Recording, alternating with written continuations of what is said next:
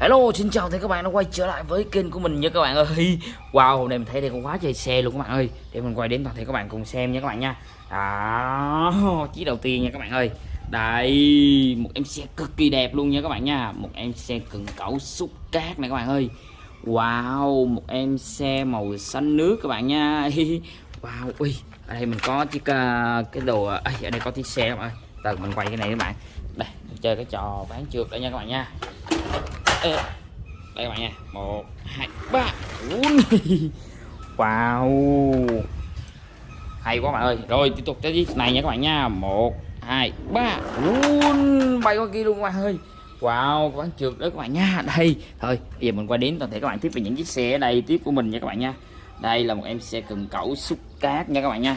Đó, một em xe cần cẩu xúc cát. Và bây giờ mình sẽ làm gì các bạn ơi, mình sẽ tháo ra nha các bạn nha.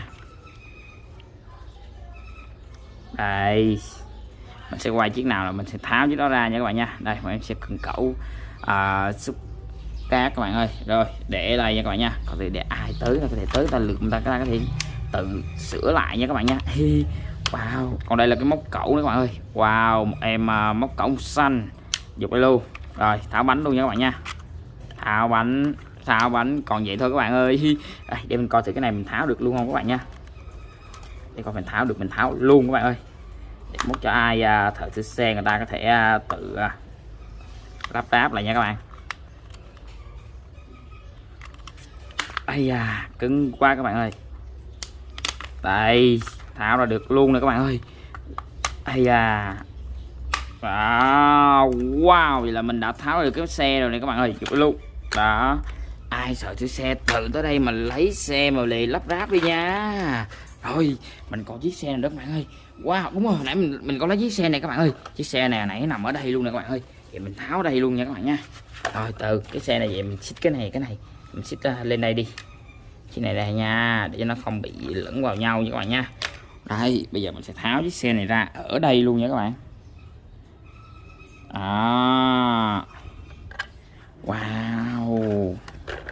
Wow, wow, đẹp quá bạn ơi. Một em xe trụ bê tông.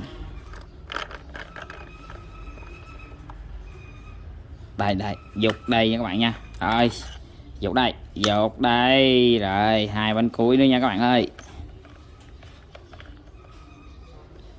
Wow, bỏ đây thêm chiếc xe này nữa các bạn. Đây, bỏ bánh đây nha các bạn nha. Wow, còn đây là cái đồ bê tông nha các bạn. Mình tháo luôn. Rồi, dục đây các bạn nha. Đó, vậy là chúng ta đã xong được một em xe tiếp theo các bạn nha. Đây là một em xe trộn bê tông màu đỏ, màu vàng, màu đen các bạn nha. Wow, quá là đẹp luôn nha. Đây, thôi mình đi tìm xe khác mình chơi tiếp đây các bạn ơi. Wow, biết tìm xe nào. Ui, ở đây có chiếc xe nữa các bạn ơi. Wow, ui, giờ đây chiếc xe có một cái siêu nhân nữa các bạn ơi. Mấy siêu nhân các bạn ơi, mà con này như là con người nhện nè các bạn ơi. Rồi, người nhện này thì cho nằm trên cây luôn các bạn. Bù vô cây luôn nha. Đây. Đó. Rồi bây giờ mình sẽ tháo cái này cái xe này ra luôn nha các bạn nha. Đó, bây giờ mình sẽ tháo chiếc xe này ra luôn nha các bạn nha. Đây, mình sẽ quay để thì các bạn xem chiếc này trước nha các bạn nha. Đây là một em xe trộn bê tông nha các bạn nha. Wow, khuôn mặt robot luôn nè các bạn ơi. Đó, mình sẽ tháo chiếc xe này ra luôn nha các bạn. Win. Wow, 4 bánh xe các bạn nha. Tháo ra thôi. Rồi, tháo ra, dùng một góc nha các bạn nha. Tháo ra, dùng một góc này. Bánh xe đây nha các bạn nha. Mình không có dục lung tung được các bạn biết sao? Việc có lợi có người ta lượm được các bạn ơi, người ta để còn cái chỗ để người ta còn lượm, người ta còn ráp lại các bạn nha. Chứ mình dục lung tung là người ta không biết được, người ta lượm luôn á. Đó, đây nha các bạn nha. Rồi, ở đâu xe nào nữa đây các bạn ơi. Wow, ui, ở đây có một chiếc xe nữa các bạn ơi. Đây, nằm trên này luôn nữa các bạn ơi. Đây, lấy xuống tháo luôn các bạn nha. Đây, một em xe cần cẩu nha các bạn nha. Đây là một em xe móc cẩu các bạn. Wow, một em xe móc cẩu màu vàng các bạn ơi, cực kỳ là đẹp luôn nha. Cũng có bánh có đồ các bạn ơi. Rồi, tháo thôi. Đây là cái cẩu gấp của em nó nha các bạn nha. Tháo cẩu gấp cái nó ra luôn nè các bạn. Đó, để lên này, lên trên này, xuống đây. Rồi, ở đây có xe này các bạn nha. Tháo bánh xe luôn. Ây da, rồi đây hai cái bánh xe nha các bạn nha. Tháo dục đi luôn. Đó, còn chiếc xe được như vậy các bạn ơi, để lên cục đá này các bạn. Để lên cục đá vậy luôn nha. Đó. Wow. Rồi để cho ai tự đi lượm đi các bạn ơi. Mình đi tìm xe tiếp nha các bạn nha. Wow. Ui, ở đây các bạn ơi. Ở đây. Ây da, ở đây có một chiếc xe nữa các bạn. Đây, một em xe này là một em xe chở thú nha các bạn nha. Đây, mình cũng tháo em xe chở thú này luôn nha các bạn. Đây trời ơi, sao mà nó có nghiêng hoài các bạn ơi. Đây, em xe chở thú. Wow, cũng nhìn cũng đẹp đó các bạn. Đây. Nhìn cũng đẹp các bạn nha. Rồi, tháo luôn.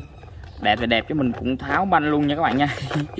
Wow, đây bánh xe này. Bánh xe này.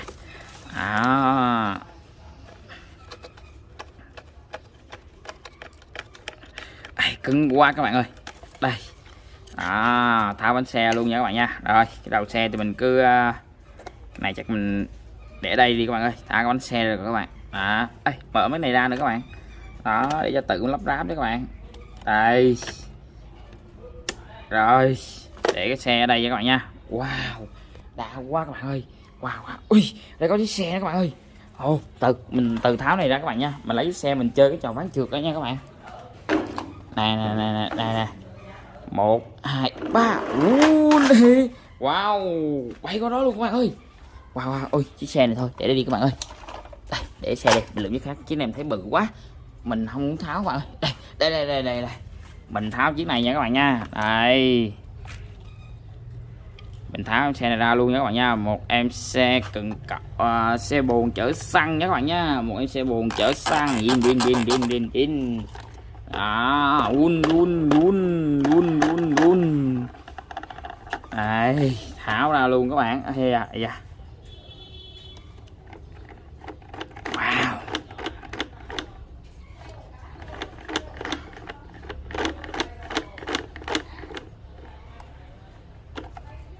Đây các bạn nha, tháo luôn. Rồi, tháo luôn nè các bạn.